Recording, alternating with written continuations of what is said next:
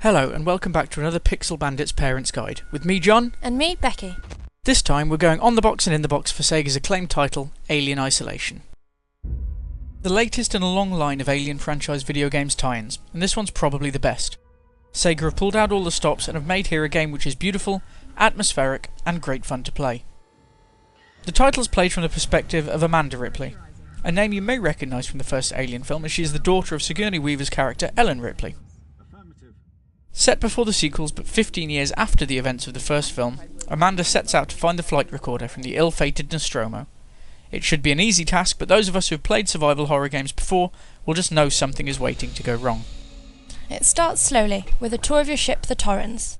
It is clear from the start that a fair amount of love and devotion have gone into the settings and visuals, and the team behind this have really managed to make a connection with the original films. Life on the Torrens is calm and routine, and you have a moment to take things in and have a poke about, seeing some things which will be familiar to fans of the films. Soon enough, however, you are separated from your crew and left to wander a dark, sprawling space station, which has seen mass panic and is now populated with unfriendly gangs of humans, malfunctioning androids, and it wouldn't be an Alien title without a xenomorph. One of my favourite things about this game is the amount of attention that has gone into syncing up with the Alien cinematic universe.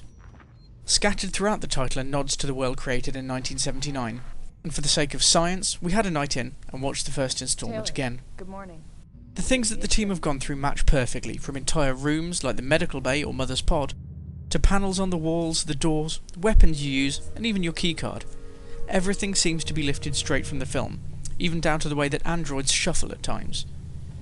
I cannot stress enough how well linked the two are, and you will find plenty of memorable spaces throughout your time here.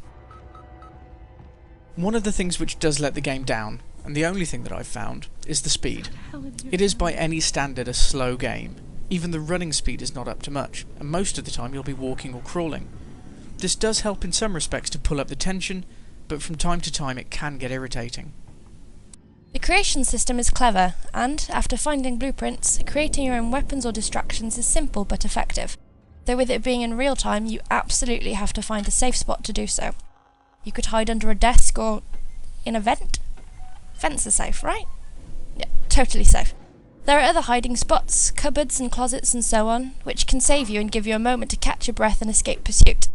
However, they are not foolproof, and this goes some way towards the tension, which goes right the way through your adventure. If you're anything like me, you'll constantly be checking behind you to make sure you're not about to become a statistic, or worse, lunch. There are a few reasons why Alien Isolation has been officially rated by PEGI at 18 years. On the back of the box we can see a couple of familiar warnings. The language in the game is sporadic. For most of the time you're on your own or running away. However, when the bad language does come, it's fairly ripe. And to be fair, if I was trapped on a space station with murderous androids, survival nut humans and a xenomorph, I'd probably be swearing quite a lot too. The violence again is infrequent. The game has a large focus on avoiding combat rather than engage in it. The alien itself, for instance, cannot be killed for a large portion of the game. But when it does happen, it's quite gritty and visceral. Humans will shoot you, androids will beat you, and if the xenomorph does find you and catch up to you, there is no option to fight. You will die, and it will be at least brutal, if not very bloody. There's one thing not on the back of the box which does surprise me. The entire survival horror genre hinges on it, and it does have its own official PEGI rating, but it's for some reason absent. And that's fear. The tension in this game is worked well, and when it is broken at times, it's short-lived.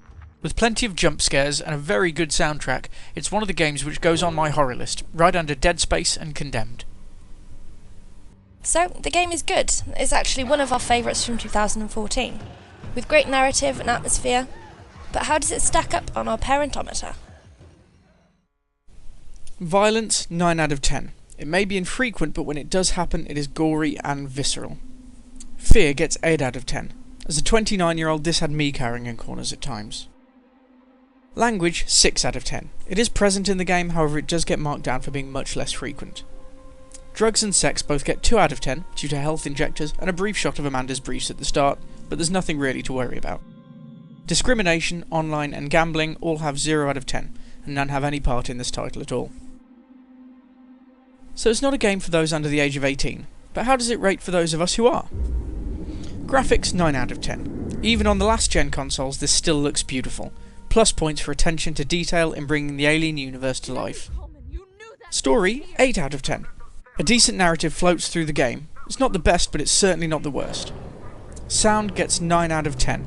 The soundtrack is great, and it really helps to build the tension while you're hiding from predators. Well, aliens. Replayability, 3 out of 10. It does have some expansions in the Survivor missions, but for me, it is far too slow a game to go through the main story twice. Satisfaction, 9 out of 10. I loved this game. As mentioned, it's not the game for you if you want to run and gun, it is slow and it is cautious, but if you like survival horror, this is a must-buy. And that's our parents' guide to Alien Isolation. Let us know if you have any questions in the comments, or just what you'd like to see next. We've been Pixel Bandits and you've been awesome. Thanks for watching.